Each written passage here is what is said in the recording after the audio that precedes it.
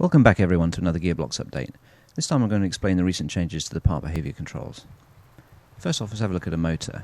So we can bring up the part behaviour settings by holding down Shift and pressing E. So it used to be that the motor would be controlled by the directional keys, so vertical being W and S and horizontal being A and D. But now you can assign whatever keys you like. So let's assign, say, R and F for forward and reverse. And now when I switch the motor on, those two keys activate the motor. Now if you want the motor to stay on when you let go of the keys, you can just uncheck this option here. And now the motor will just stay on even when I let go of the key, until I switch it off.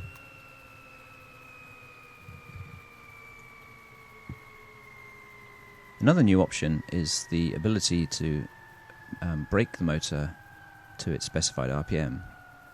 So let's have a look at that.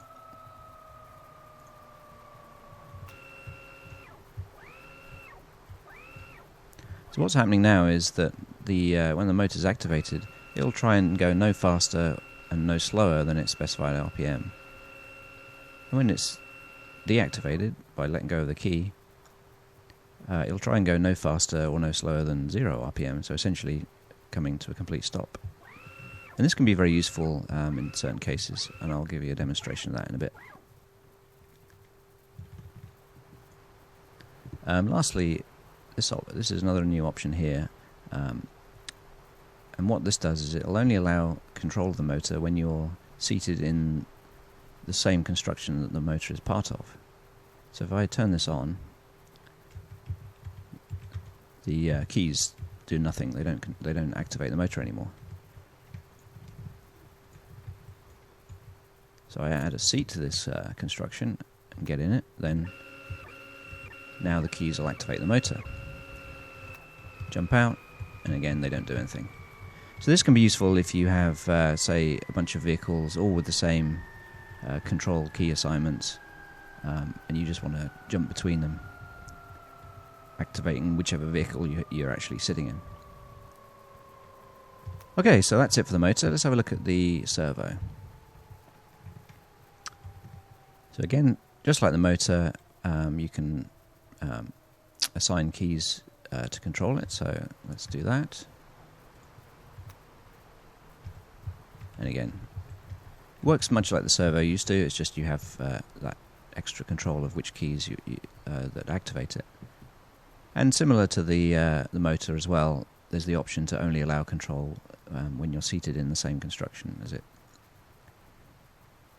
One new option that the servo does have is the ability to set an RPM. So it's currently at its maximum RPM, so and you can see it moves quite quickly. And actually, if I increase the angle here, you can see it more clearly. She's moving quite rapidly from its center position to each of the positive and negative angles. But I can change the speed. I mean, let's drop it all the way down to the lowest setting, and you can see it moves now very slowly from one angle to another. And this can be very useful depending on how, say, your steering is geared relative to the servo. You may want to adjust how fast the servo changes its angle so that you get the steering changing as you want it, and not snapping too quickly or moving too slowly. And last of all, the control wheel has similar modifications. I'm not going to go through these, but it's very similar. You can set your keys, you can only allow control when you're seated in the same construction.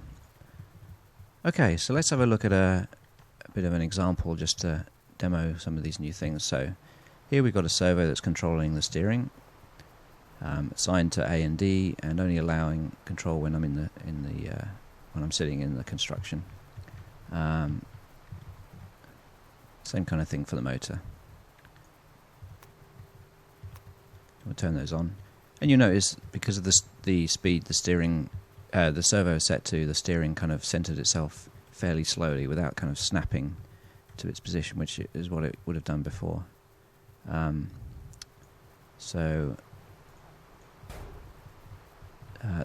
This motor is a bit more interesting. Let me just freeze that. So this actually demos the ability to brake to RPM. Yeah, let's just show that. So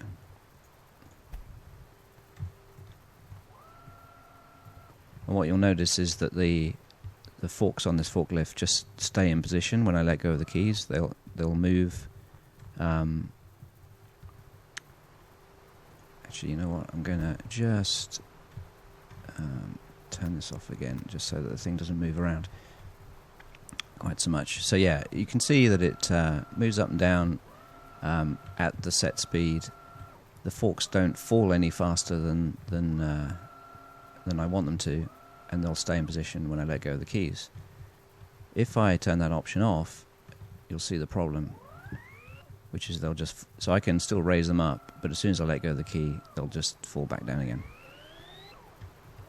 And that's really where this option here comes into its own. It's useful for doing this kind of thing, like having lifts or elevators or cranes, and, you know, anything that you want to hold in position. Works pretty nicely.